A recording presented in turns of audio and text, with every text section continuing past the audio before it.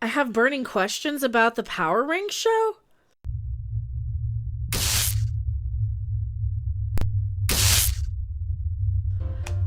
That's news to me. I didn't think I did. I'm just waiting for it to come out to riff it for being terrible. But who are you? Why are you here? I'm Rob Robot Shlomo, and I'm burning with questions. Are we?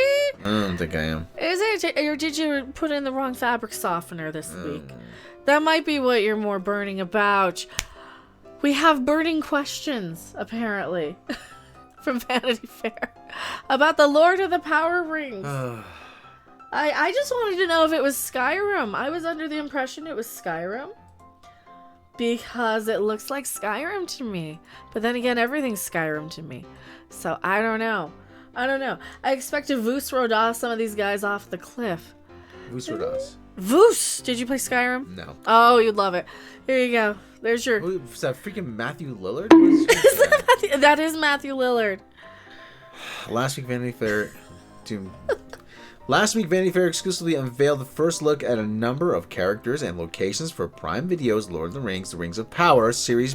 J.R. Tolkien fans got another good look at this Middle-earth story when the first teaser debuted at the Super Bowl this Sunday and was completely underwhelming. My interjection. Now showrunners Patrick McKay and J.D. Payne. Okay. You see the pictures. These are two of the whitest dudes you'd ever want to see. This is Brie Larson's activist wet dream. Offer up even more details and insights and answer some of the more urgent questions Tolkien fans have been asking, and real Tolkien fans don't give a or probably already know about. Is it diverse enough? Is it diversity? About the series set in Middle-earth's Second Age, Diversity. long before Bilbo and Frodo Baggins went adventuring. Nobody's asking these questions. Nobody, because nobody cares, okay? No, everybody's panning this. I think if you look at the thumbs up versus thumbs down, Yeah, well, I want to say that this is at a massive thumbs down. Let me see if I can find that. will it look like Lord of the Rings in creating this new story? Okay. And Payne's goal was, in MK's words, different but familiar, meaning 25% different. Oh, While the racist. series is not a precise continuation of Peter Jackson's Lord of the Rings, it shouldn't clash with the cinematic... Oh boy. This is according to the quartering. Yeah. Well, anyway, it shouldn't clash with the cinematic world fans have come to know and love. Actors like Morfydd Clark, Galadriel, Robert Aramayo, Elrond were cast in part because they could age into the older versions played respectively by Cate Blanchett and Hugo Weaving in Jackson's films. If it's worth remembering, if only for legal reasons, that this is not the exact same world. 25% different. Ding. So you can even treat this as non-canon. Yeah. This is just Amazon's. This is like Star Trek Discovery all over again. This is Amazon's version. Mm-hmm. So at least they're admitting this crap now. Yeah, because they can't get backed into a corner again. The production design, though similar, is not trying to match Jackson's films. For example, King Elendel's legendary sword, broken sword, Narsil, which debuted on one of Prime Video's promotional posters, does not look identical to the one eventually reforged and used by Viggo Mortensen. It's Aragorn in Return of the King. 25% different. Well, I think we got the meat of it, that it's just... We got the most important part, that for legal reasons, it can't be the same. Yeah. And if you want to continue... what exactly is the source material here we go. here? So this is important, guys. So what did Amazon buy? We have the rights solely to The Fellowship of the Ring, The Two Towers, and The Return of the King, and the appendices, and The Hobbit, Payne says. And that is it. We do not have the rights to The Silmarillion, The Unfinished Tales, The History of Middle-earth, or any of those other books. That takes a huge chunk of the lore off the table and has left Tolkien fans wondering how this duo plans to tell a Second Age story without access to those materials. There's a version of everything we need for the Second Age in the books we have the rights to. Okay says. Okay. Captain April says it's Lord of the Rings fan fiction. Yeah. As long as we're painting within those lines and not egregiously contradicting something we don't have the rights to, there's a lot of leeway and room to dramatize and tell some of the best stories that Tolkien ever came up with. You mean never came up with, because you people are writing fan fiction. We took all those little clues and thought of them as stars in the sky that we connected to write the novel Tolkien never wrote about the Second Age. Well, then it's not Lord of the Rings.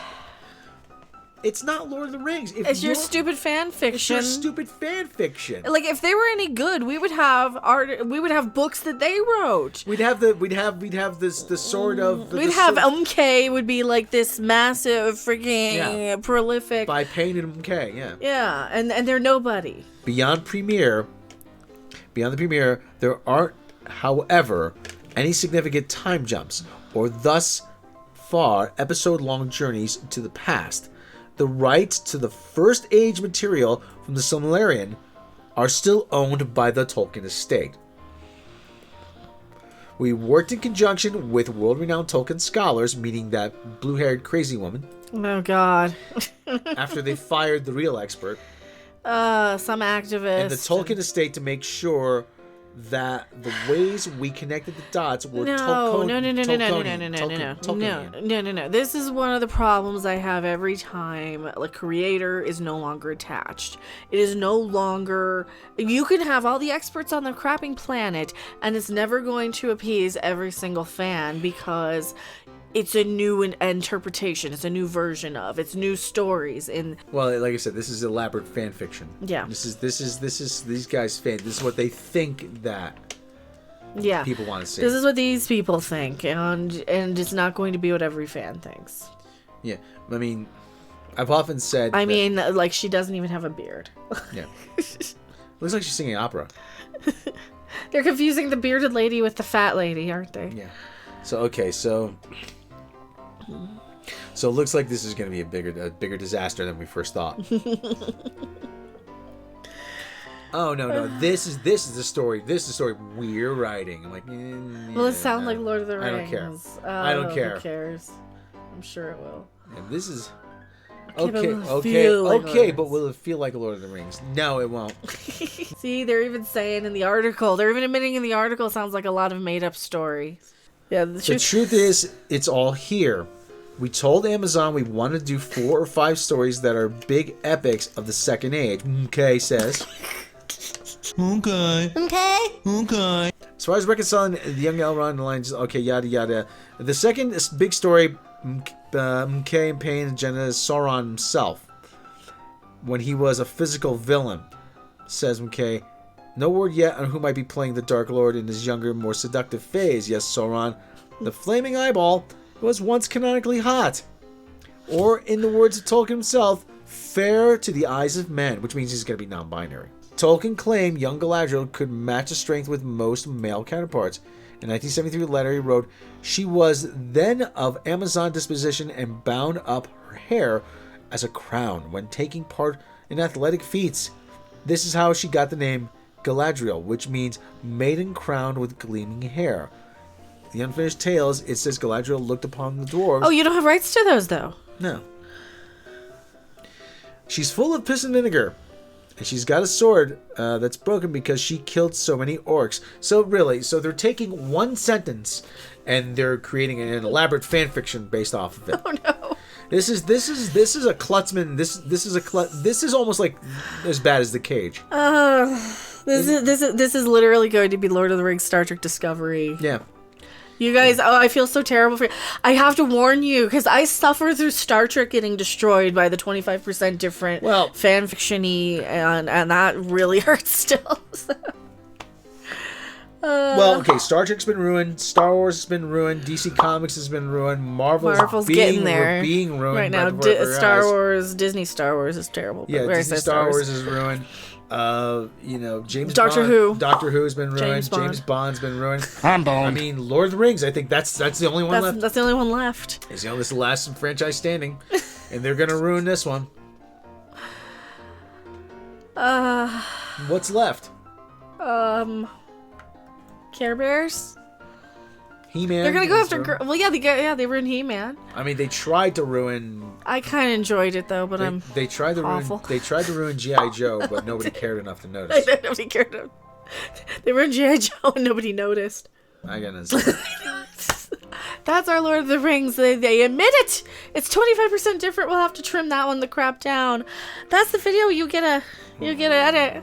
Happy Valentine's Day. You get a and we're gonna try cannoli. We'll be back later. Actually, we're not going anywhere. I'm just ending the video. Don't you go anywhere. Thanks for watching. If you liked it, make sure to hit that like button. And if you want to see more, don't forget to subscribe. See you in the next video. Bye. Okay.